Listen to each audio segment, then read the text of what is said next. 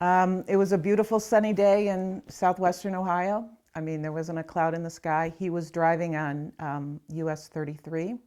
He was coming up to the bridge that goes over 75. He was he worked at a quarry.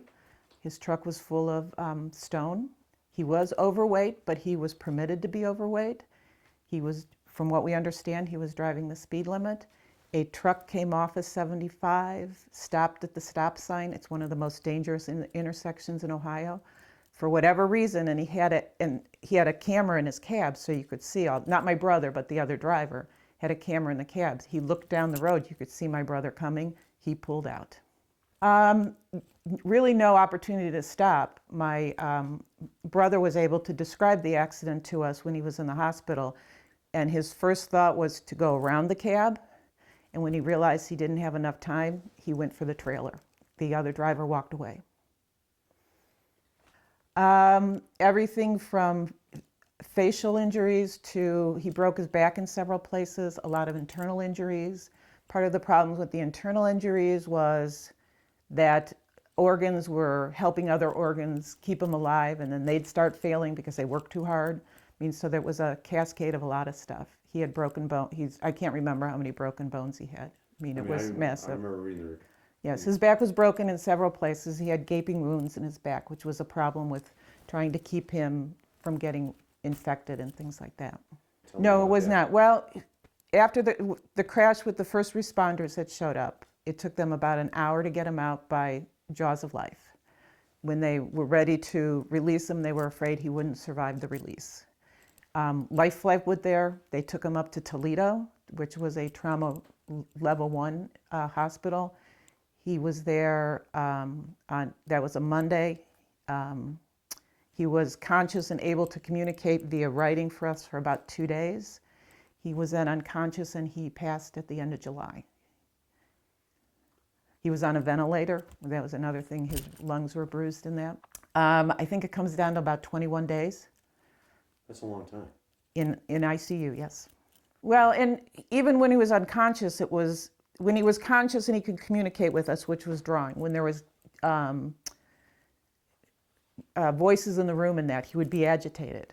And you could see, that he wanted to be part of the conversation, or that, that he was in pain. You could see him shifting in his bed in order to try to get comfortable and things like that. He was even when he was unconscious, you could see his discomfort. I mean, he could hear our voices. We were positive of that because he would start moving and shifting and being agitated.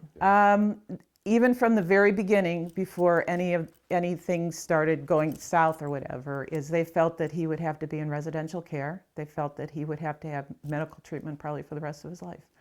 Potentially, he was on a ventilator. They weren't sure they'd ever get him off that. They tried at one point to get him off the ventilator and could not get him to support himself. So it was going to be 24/7. And as the days went on, it became more and more clear that it was going to be 24/7. Medical care. Medical care in a residential facility. I am a CPA. I always think about money. I always worry about that. That was my biggest nightmare. One of the things that I thought about a lot was my brother was not married. He had no kids. So there was no one that was financially dependent on him. So that wasn't a concern. But it was going to be quite a burden if he had to, had to pay for his care or anything. I didn't look at the numbers directly, but my father was in a nursing home at one point in time, and he was paying $6,000 to $7,000 a month with no medical care. So that's the number that was going through my mind, which didn't include any of the outside medical. It's fair to say it probably would have cost run into the millions. Though. Oh, absolutely. Absolutely. Absolutely what? That it would have been into the millions, the tens of millions potentially. And my other concern was what happens if when we're working out settlements or whatever in a civil matter, if they told us that his lifespan would be 5 years and it was 10. I mean, how would that other 5 years be paid for? And you want the best care for him too. He was a family member. It's not like I don't know what we would have done. What if? I didn't look at the numbers directly, but my father was in a nursing home at one point in time, and he was paying $6,000 to $7,000 a month with no medical care. So that's the number that was going through my mind, which didn't include any of the outside It's medical. fair to say it probably would have cost, run into the millions though. Oh, absolutely, absolutely. Absolutely what? That it would have been into the millions, the tens of millions potentially. And my other concern was, what happens if, when we're working out settlements or whatever in a civil matter, if they told us that his lifespan would be 5 years and it was 10? I mean, how would that other 5 years be paid for? And you want the best care for him too. He was a family member. It's not like I don't know what we would have done. One, I don't know how that would have, how that would have been able to get through. I mean, for someone to have to, I have 3 siblings outside my brother, and my sister who lives in Greene, her and I were traveling back and forth to Toledo to visit him in the hospital. I have one sister who lives in Alaska, and she's a salmon fisherman, and she flew in thinking she was going to spend a week because she thought it was important to come down and see him. It was the middle of her busy season, so to speak, with fishing. Mm-hmm. And she showed up 2 days or 3 days after the accident, and she was there through the 1st of August after he had passed and after the funeral and everything. That would be the biggest question. We would have tried to help out as much as we could, but I would think as a spouse you'd want to be there every day. But what are your other obligations? Are you working? You're now seeing your one source of income lying in a hospital bed. You can't walk away from your job necessarily. I mean, like in a case of my sister, she applied for the family medical leave. They didn't give it to her. Yeah, that's Oh, absolutely. Well, at the beginning, not the beginning, but his medical coverage, at least while he was in the hospital, Ohio's workers' comp was taking care of it. Mm-hmm. They were covering everything. We didn't see a bill from the hospital. We were getting bills from some people who said that they weren't being covered enough, which we had to deal with, or I had to deal with. I can't imagine a spouse having to worry about her husband lying in a hospital bed, not doing well, having to get bills from radiologists and from LifeFlight wanted to know if they could get better coverage because Ohio Workers' Comp doesn't cover them to the extent they think they should, so they were looking for our auto insurance and things like that. It would have been a financial nightmare. It would have been a financial nightmare, yes. Oh, absolutely. And I think it would have been an emotional nightmare that someone at that point in time wouldn't necessarily be able to handle. It's extremely low. I'm not sure that it covered 3 weeks of stay of my brother's in the hospital.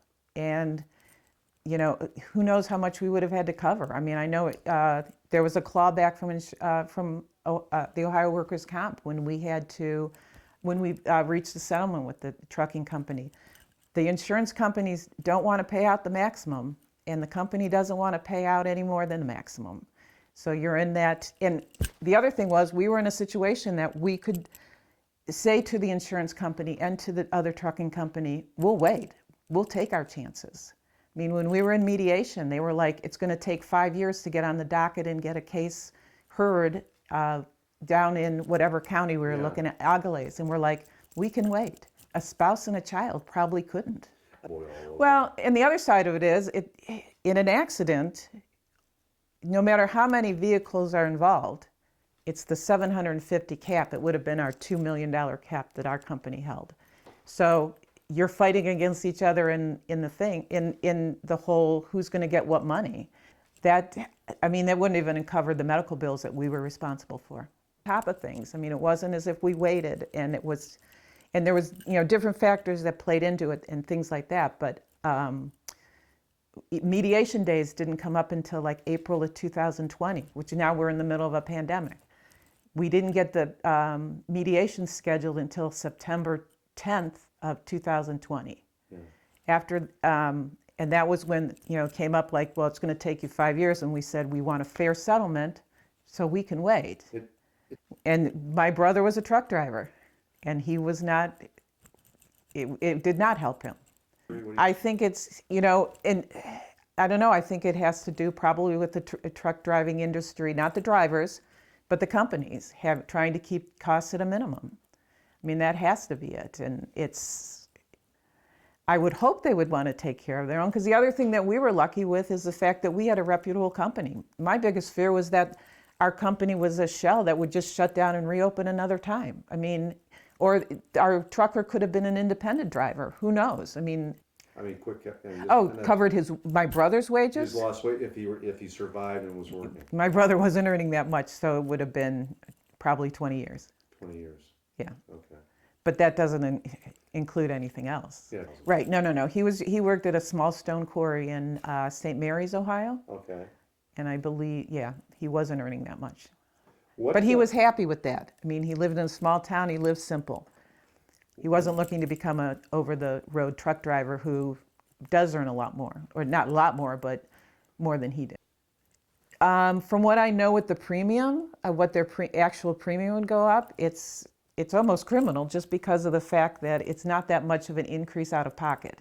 It's not like you're saying to go from 750, let's just say, to 2 million. You're not increasing by 250,000. You're increasing, your premium's going up like 20%. I don't even know what the percentage is, but it's only going up the premium amount. It's not the whole coverage. I think they should require trucking companies to have more. I think insurance companies should be, I don't know what the insurance industry could do either, but I do think that there needs to be some requirements, since you're talking how much is on the road and how dangerous trucks can be, that there should be higher coverage. right. Right, and there's more lanes on a highway that people zooming across. But yet the minimum insurance rates Never goes up, or it hasn't gone up. What do you think of that scenario? I'm not. I hate to say it, you see it too often because it gets to be a fight within Congress, and that special interests become involved on how to get it to be increased. You get special interests coming in and arguing on the other side. I do taxes. I know that there's certain tax provisions that have never been increased with inflation. I mean, a luxury car is still listed at like $18,000. And so it's the special interest that comes in and argues with Congress, and so you can't get anything through. To make it fair. It's to help the truckers in case something happens. This is a dangerous job. We all see it on the freeways with drivers who drive crazy, or something that happens immediate. A truck can't stop on a dime. So they're, missiles going down the freeway, and they're going faster, and they're bigger, and they're getting longer. I mean, how many times did you see a triple wide? Oh, absolutely not. Absolutely not. I think no, because I think the problem gets to be too is attorneys may not want your case if it's not not strong enough, but it isn't enough money. I don't know. That's not even true.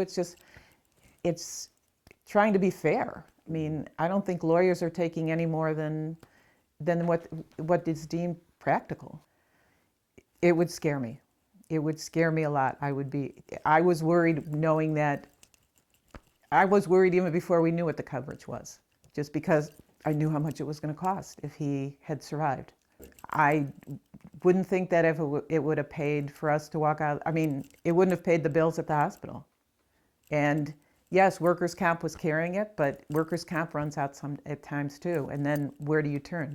Does my brother turn to Medicare and Medicaid? Taxpayer-funded insurance? It falls on the taxpayer, but it was falling on the taxpayers when we were in the hospital. I mean, Ohio workers' comp was covering it. There's a lot of benefits to these systems, but the bottom line is who's paying for it, and it is the taxpayers. Andy was a very compassionate person all through the process. He was always there to take my phone calls, to try to make things easier for us. If something had to be picked up or little things picked up or dropped off, he was willing to make it as easy as possible for us. Andy is a very compassionate person. Through our entire process, he was always there, and he was always ready to answer our questions. He is always ready to be part of the process and to explain things to us. He is someone who sees the plaintiff, or to see the victim in a situation, as a human being. In our case, my brother was not a perfect individual, and he is never one to have been critical of that. He found ways to say, that's okay that your brother wasn't perfect, and but we can get around that hurdle because you are right. You are in the position of being correct in this. Andy always had time for us. He is someone that will sit down with you and talk with you, and he'll be honest, and he is honest with you. He doesn't cut corners or make you feel as if your case is going to be a panacea for everything. He is able to put together the pros and the cons of everything, and he doesn't shortchange what the reality of the situation is. We received hundreds of mailings from attorneys around the state because of the coverage and the magnitude of our accident. And I was just glad that we were referred to Andy, and he understands the trucking industry. He understands the ins and outs of a trucking company. And so that was a very positive for us. We learned more about the trucking industry than we probably need to know. Andy was an excellent attorney for us. We realized that when we walked in a room and we had Andy by our side, people were impressed that that's who we called. Andy is a person who's just a normal human being. He isn't wearing fancy suits and want to make a big impression. He wants to be there for you. And like I said, people knew who we hired. People realized that we were serious. It was beneficial that we didn't need the money. It was beneficial that we were just looking for justice. And that's one thing that Andy was looking for too, was to make sure that we were treated fairly. Things were cascading. Internal organs and things like that were not doing well. And the doctors had called us in to say, we need to have a family discussion. And this was on a Friday. And so I was there, my sister from Greene, Ohio was there, my sister from Alaska was there, and my sister from DC was on the phone. And we had made the decision on Friday that we were all going to go our separate ways, because the doctor had told us he wasn't sure about what the chances were. He wasn't sure about where we stood. He said he wanted to have a meeting and he was going to be honest with us on what the outlook for my brother was going to be and what his future held. He wanted it to be above board, and he wanted everything on the table. What were you told? Well, on Friday, we had all decided to go our separate ways and make decisions for ourselves, because this was a decision we shouldn't make. We had to make as a group, but we needed to make sure we understood our feelings first. And so when we got to the hospital on Saturday, the doctor explained to us that if Jay would be able to make it long-term, let's say, it would be residential care 24/7, medical care 24/7. He would probably need oxygen assistance 24/7, and he probably would not have much movement more than just being in bed in that. I mean, just potentially limb movements. They thought that his life expectancy at that point in time would approximately be 6 months. But it would be 6 months of 24/7 care. They told us this Friday, and that's why we went our separate ways to try to figure out how we felt individually each on what should be done, on whether, what care, whether there should be extraordinary care given and things like that to keep him going. The doctor came in Saturday. We were all in the room, and we had a wonderful doctor there. He pretty much felt that Jay had left the room, so to speak, that his spirit and soul were no longer there, that they had always felt it up to that point, and that Saturday morning, even the nurse was like, it's just not the same in the room from that feeling. And so then that's when it became very obvious to all of us that to let him go was the best thing. So they helped us arrange that Sunday was going to be sort of a time to celebrate his life with him. and for us, and we were no one from his hometown or that had come up to visit him because he was in ICU. And so we were going to spend Sunday sort of having a sort of ritual, I guess it would be, to say goodbye. And then they were going to turn off the machines Monday morning, I guess it was. He passed away Saturday night. Oh, in the long term, yes. I mean, yes, because it was over at that point in time. As cold as it sounded, it was a relief to me and a blessing in a way to me, because one, we didn't have to worry about doing the right thing. Our biggest question was like where to place him. I mean, if we were going to put him in a residential facility, I live in Cleveland. He lived in Northwestern Ohio. Mm-hmm. His friends and that were in Northwestern Ohio. But for me to go visit him, or my sister in Greene to go visit him on a regular basis, we couldn't have him that far away. I mean, I know now it's a 3.5 to 4 hour drive. Right. That's good, Mike. So, it's just a question of, he did pass on his own. A lot of things have opened my eyes about this whole process, from minimum insurance coverage. I think we all live in sort of a world that we think that if something happens to us, it will be all okay because the right thing will be done. But if the right thing is limited money-wise and it's outside of your control, I mean, this could have been devastating for the four of us, or we would have potentially had to put him someplace that we felt wasn't adequate for him. And I mean, 6 months was what was on the table the Friday, but from the time of the accident until that point in time, they were not saying that he would survive short of it as 6 months. We were looking at years at that point in time. This is what Congress needs to hear, though. Oh, absolutely. Absolutely. I mean, this could have been a situation that he could have been alive 5-10 years. And what would have happened to you?